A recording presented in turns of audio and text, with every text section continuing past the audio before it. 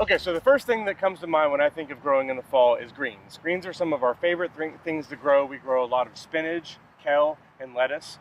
Spinach and kale specifically will grow all winter here in Oklahoma if you just cover it. Sometimes you don't even have to cover it.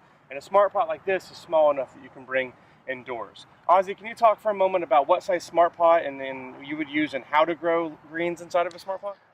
For all the leafy greens, spinach, lettuce mixes, I always use this Smart Pot 15-gallon low profile. It's got about an 8-inch high sidewall.